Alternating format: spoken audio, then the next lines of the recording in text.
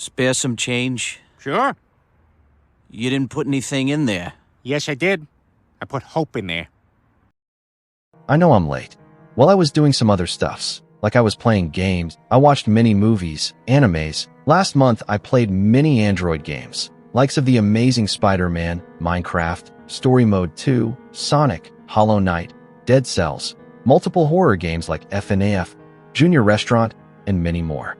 But my personal favorite is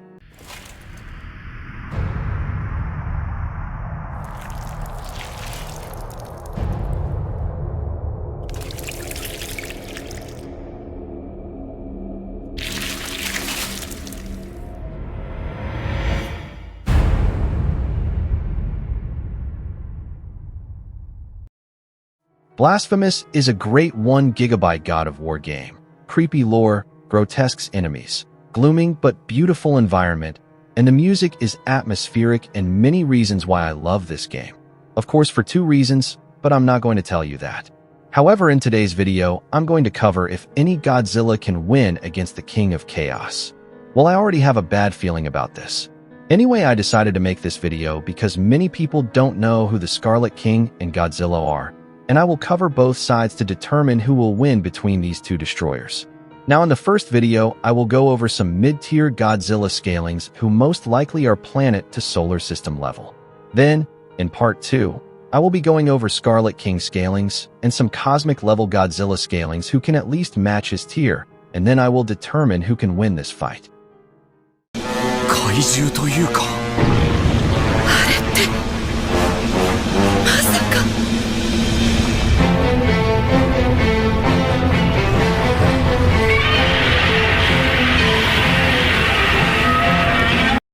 Now let's talk about Godzilla. Specifically, I'm using the live actions, animes, animated series, or whatever versions have appeared on screen. So, starting from some mids, you have Snow Godzilla, who is from an anime called Shin Godzilla, which is some kind of Evangelion anime, I guess. In the anime, there are some Walmart Evangelion units who can cause city-level explosions, possibly island-level, as real Evangelion units also appeared in this anime. And Godzilla is shown to easily folding them just by his physical attacks and atomic breath. Now there's not much to explain here, but what about Hatsune Miku? She also appeared in this anime, and Godzilla is shown to beat her, right? Yeah, but it's kind of iffy to use her dozens of crossover scalings for that Godzilla alone. But if you really like to wank, I can't stop you. But at best, he's city to potentially island level.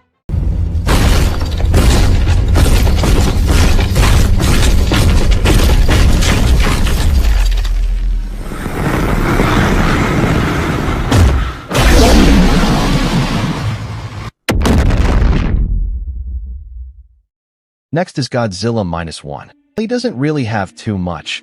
Physically, he destroyed multiple buildings with such force that he reduced them to ashes, which is generally calculated into city block level. The novelization specifically states that the explosion caused by his nuclear beam extends for roughly 6 kilometers, which calculates to 17 megatons of TNT, or city level. He is also explicitly stated to be the strongest weapon and essentially a 3rd nuclear bomb. Since he is the most devastating force in his verse, he could potentially upscale some earthquakes, which might place him at island level. But the city level seems much fair, I guess. As these statements are referring to nuclear weapons, his merely mediocre durability doesn't truly matter due to his insane regeneration. Yeah, the target is shooting some unidentified weapon from the front. Bomber 2 and Bomber 3 will circle in from behind. Payback time. Roger, payback. Next is Shin Godzilla. While his early forms did relatively little damage, likes of destroying only a few buildings, his 4th form is significantly more powerful. Based on his GP, simply due to his massive size, he is calculated to generate energy equivalent to 12.78 tons of TNT, or city block level of power, just by existing. This is consistent with his durability, as he survived multiple man-made weapons like missiles and tank shells, which typically reach building-level power. Furthermore, he is shown to withstand multiple bunker busters, which makes sense as each bomb yields large building-level energy, and these bombs repeatedly strike the same area of his body and only gives him a wound in his back. His energy attacks are much higher than his physical strength. His atomic breath, or death, is shown to cut through 3 wards of Tokyo. This shit is calculated to yield around 10 to the 15 joules, which is around large town level and possibly small city level at best. If we use the high-end temperature of his atomic breath for the calculation, his power output could potentially go all the way up to mountain level. Shin also possesses a nuclear reactor in his gut, and it's stated that if he were to die and explode, the resulting yield would be island level. Shin doesn't actually scale to this level. This power would only be unleashed upon his death, not by anything else. If you use some crossover material, he can get more small city-level power via characters like Shin Godzilla, but that's the extent of it.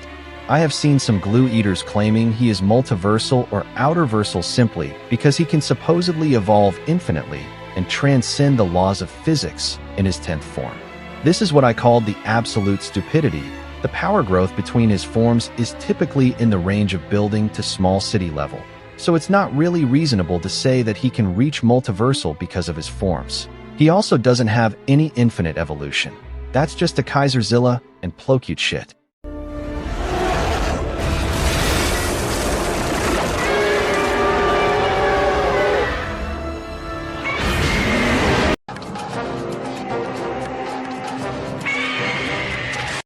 Next is Zilla Jr. While he is probably stronger than his dad, who is capable of destroying city blocks, Zilla Jr. is not a weakling like his dad. He has been shown to defeat characters who can destroy mountains, or those who can generate gigatons levels of power, and he is literally shown to fold them quite easily. He also survived volcanic eruptions which giving results around island to country level.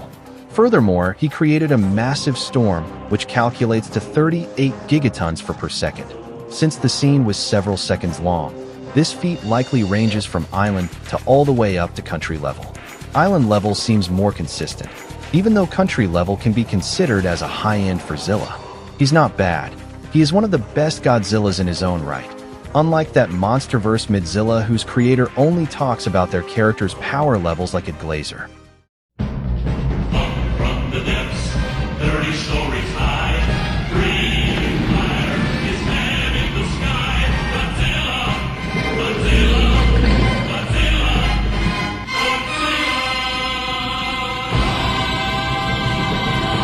Godzilla! Next is the Hanna-Barbera Godzilla. This guy doesn't really have too much. He is shown to overpower a spaceship which had a magnetic force strong enough to pull moon-sized asteroids, and that's it. He doesn't really have anything else besides that. However, in a previous guide, Toho stated that the Hanna-Barbera Godzilla is actually the Showa Godzilla. They pretty much explained in detail that Godzilla is more like an actor who is playing different roles in different medias, which are most likely his side stories. This actually makes sense because Heisei is also an evil alternative variant of the Showa Godzilla, not the 1954 Godzilla. It was the exact site where the first Godzilla was killed about 40 years ago, right? If Hanna-Barbera Godzilla is Showa Godzilla, then he should upscale the planet or start destroying weapons, which are nothing against these kaijus and fourth-dimensional beings. But that's kinda a stretch for this version. One says, "Now I am become death, the destroyer of worlds."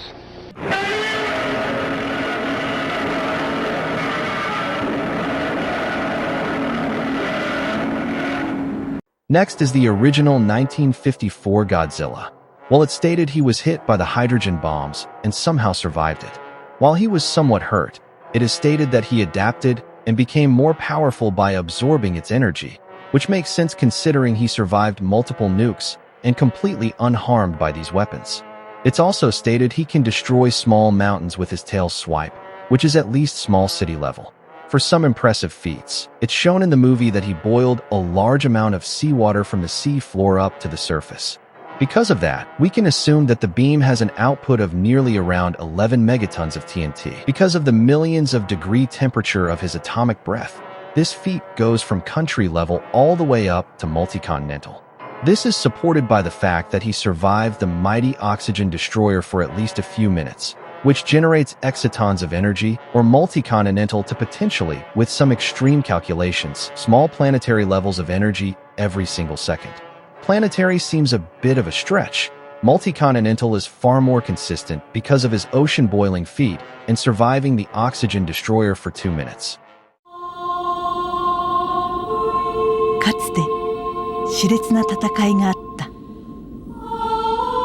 そしてあなたが姿を消して四半世紀。人々は忘れ、それでも平和ならいいと思った。でも奴らが来た。Next is the Gemstone Godzilla. It's actually kind of funny to scale this guy, as some people believe it's Godzilla Jr. who evolved by absorbing his father's energy, and it's also mentioned that he was disappeared after the biggest war, which is kind of referring to Godzilla vs Destoroyah. But there is literally nothing which proves it's Godzilla Jr.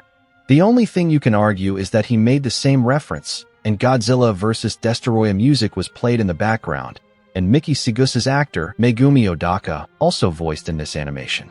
But that doesn't really mean anything, because she herself stated that the Heisei series was done, and there is no way they can bring Godzilla Jr. back in the current days. Toho brings some Heisei Godzilla forms and references, but the original series was already over. There is also a statement which says that this is a Godzilla who fought many battles, and Godzilla Jr. only fought one. It seems like they are talking about Heisei Godzilla, not Godzilla Jr. Possibly this could be an alternate timeline of the Heisei era. As we know, Godzilla's multiverse contains infinite possibilities and infinite futures. Either they could be branched timelines, or they could be just their own separate timelines. Even within the Heisei movies, we saw 3 different timelines. Even Toho themselves stated that if the creator has an idea to create a Godzilla universe, then it will exist within the canon Godzilla multiverse. It's true because many Godzilla adaptations, like anime, manga, live actions, comics, novels, and games, are actually canon within the Godzilla verse. Anime adaptations like Singular Point and Godzilla Earth had already proven this. Even the versions of Godzilla that Marvel is using are actually movie Godzilla variants. And even IDW shows the live-action movie multiverse in their comics. Plus, some original Heisei and Showa characters are also within the story. If you go with his own feats, then he created some town-level explosions, which could be calculated into the city ranges. But if you think he has more Heisei Godzilla-like temperatures, as his atomic breath has the same sound effects, even if he has some similarities with Heisei, then this feat should be around multi-continental to potentially dwarf star level. He also has a burning Godzilla-like form. I said burning Godzilla because Heisei had also used this form as the color of its energy was going from red to white. Even in one statement, it says that it has a power which we have never seen in the Reiwa era. If that's true, then he should upscale the other Godzilla feats which are shown visually on screen. The best end he got is like city to dwarf star level. If you think he is Godzilla Jr., then he should upscale Heisei Godzilla's base, which is around 5th to 6th dimensional. But if you think he is an alternate variant, then he should at least upscale the G cells, which can absorb 7 supernovas, and even some guides stated the cells absorb that black hole.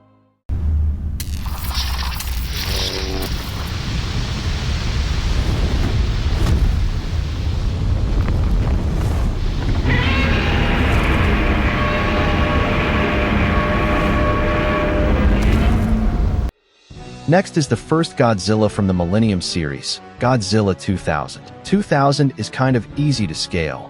He is stated to be stronger than the original 1954 Godzilla, meaning he should easily upscale the ocean boiling feat, which is around country to multi-continental due to the temperatures. It's also stated that 2000 produces more radioactive energy than anything in nature, which you could argue that he upscales the likes of gamma rays. But due to his small size, this probably yields lower energy, which is around large planetary to dwarf star level. Listen, kid. There are 2 things you don't know about the Earth. One is me, and the other is Godzilla.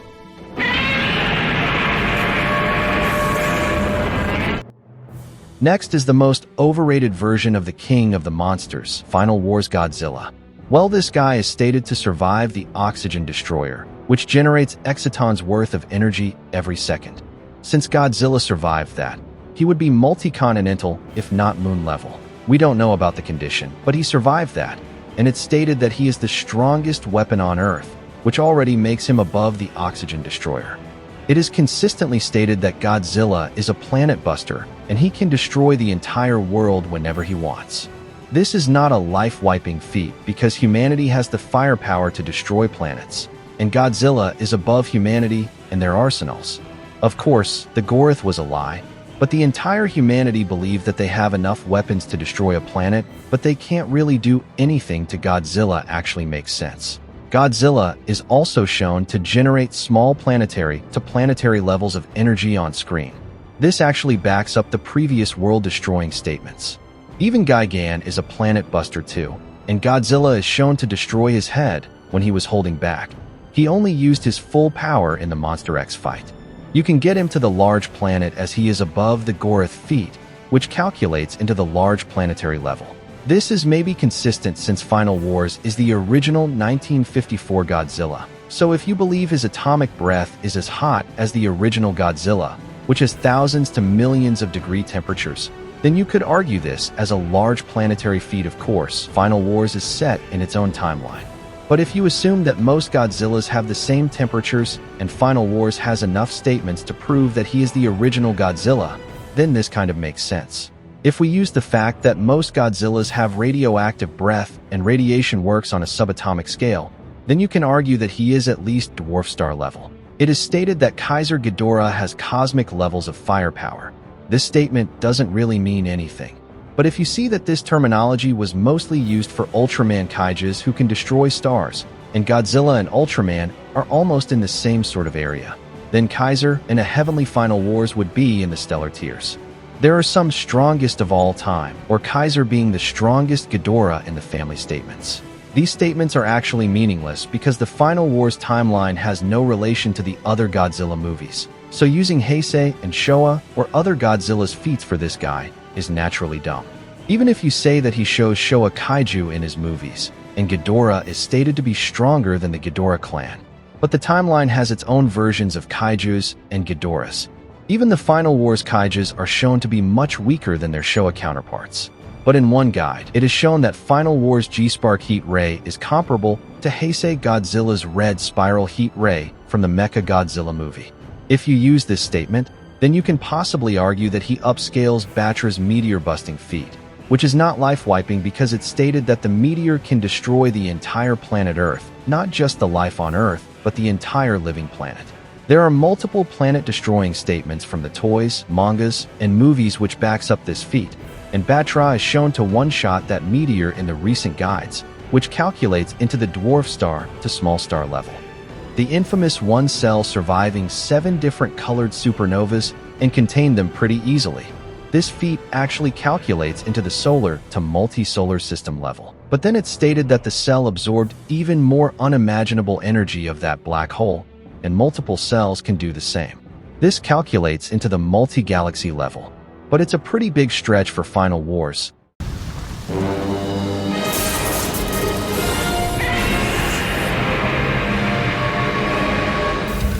Next is the Godzilla who is known for the greatest design of all time. It's Kiryu Godzilla. There are a few notable things. Godzilla is shown to survive Kiryu's Absolute Zero cannon, which freezes and destroys things at a subatomic level, making these types of attacks at least multi-continental. But here's a fun fact. In this timeline, the original Godzilla's bones actually survive the Oxygen Destroyer, which again is a multi-continental to planetary level feat. The original Godzilla died, but his skeleton managed to tank that Oxygen Destroyer.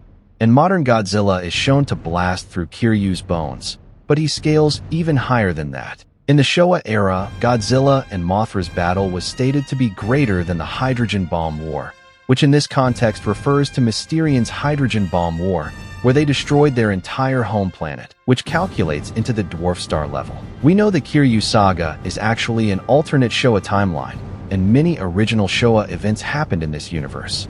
It is stated that the original Mothra died in this timeline, and after that, she evolved into the Mothra that Godzilla murdered. This feat actually calculates to the star level as he vaporized a planetary to dwarf star level being. He doesn't really scale to the entirety of the Showa era and the fourth dimensional kaijus. We can use the King Ghidorah of this timeline, not the bully of the Showa era, but you can at least use Ghidorah's birth feat for this version.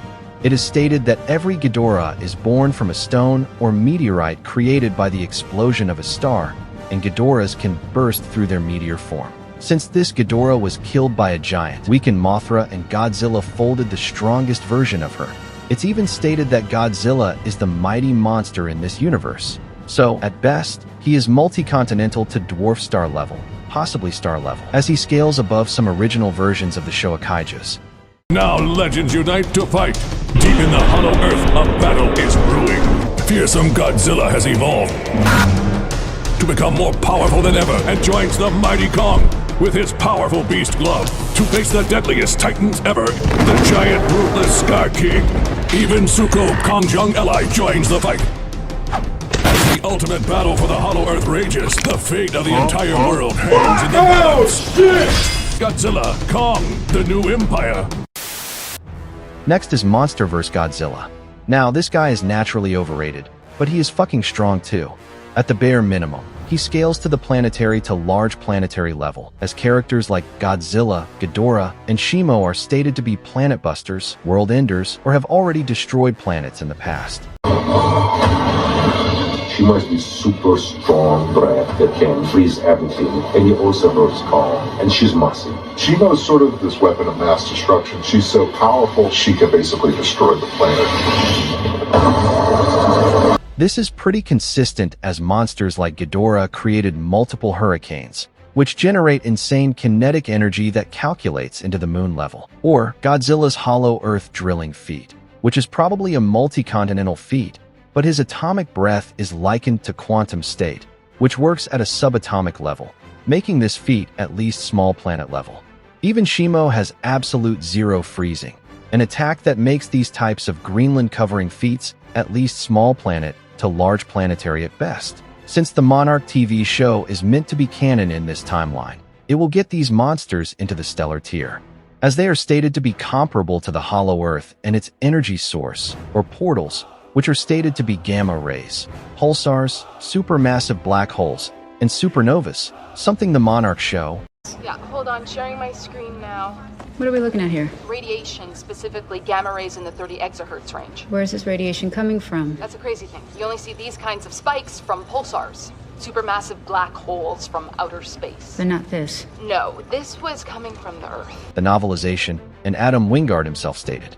Whenever I was trying to think this through, I thought, well, what if there's this sort of like black hole vortex, you know? Since Godzilla is shown to pass through these rifts and is stated to be comparable to the hollow earth, if not, he absorbs something greater and surpasses the hollow earth. Even a weakened, near-death Godzilla is shown to destroy one of these portals without any problem. It is also stated by the writer of the novelizations that Godzilla's atomic breath is nature's most devastating weapon, which is not only limited to Earth's nature, but also the physical universe, with stars and natural phenomena like gamma rays or supermassive black holes in mind.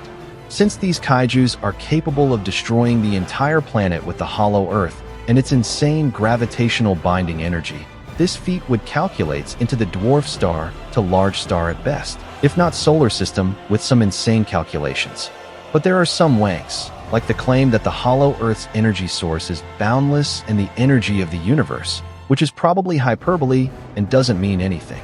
However, it could be useful if you believe that DC Godzilla is the same guy from the Monsterverse, and the Superman he fought is as powerful as his Prime Earth counterpart. Of course, this comic takes place in an Elseworld timeline, but if you argue that many Elseworld DC characters are shown to fight with their Prime variants, then you can potentially get this lizard into the multiversal to outerversal level. But I'm not giving this wank any shit.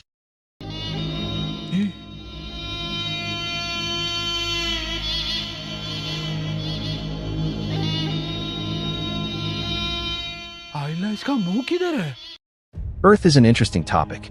The 300-meter Hitler in his young days was able to completely obliterate Gorath. Of course, this took him 5 years of charging up to destroy that planet. But it stated that Batra was going to do the same thing. His battle with Godzilla was stated to be so mighty that their encounter wounded Godzilla pretty badly. He had to take 5 years to regain his full strength.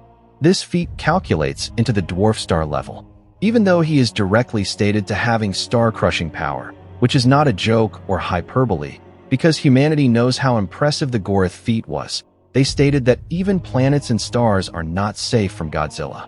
Humans also makes this clear that a larger Earth is much, much stronger than the smaller Earth when he destroyed the Gorth, so he upscales this star-crushing feat quite easily.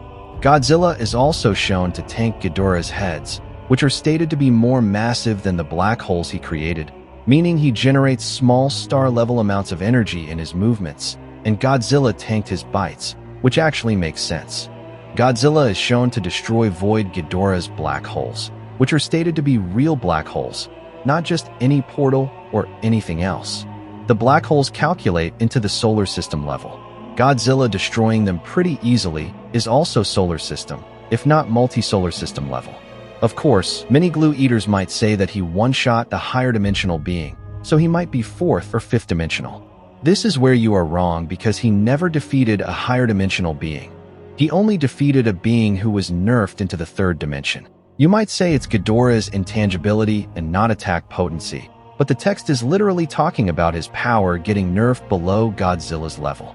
This is what they showed on screen, and this is what they stated. I don't give any shit to these statements which says they are equal in power and strength, or that their battle was superdimensional which shakes the heaven and the entire universe. Meanwhile, their battle in the context was Godzilla getting slowly consumed by Ghidorah, which is what the statement says, that their battle was more like someone eating a steak, which is literally referring to their power gap. So, saying that it was only Ghidorah's intangibility is stupid.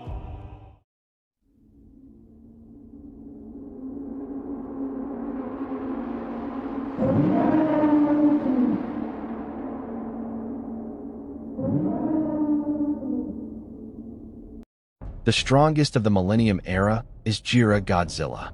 This guy isn't Godzilla 2000.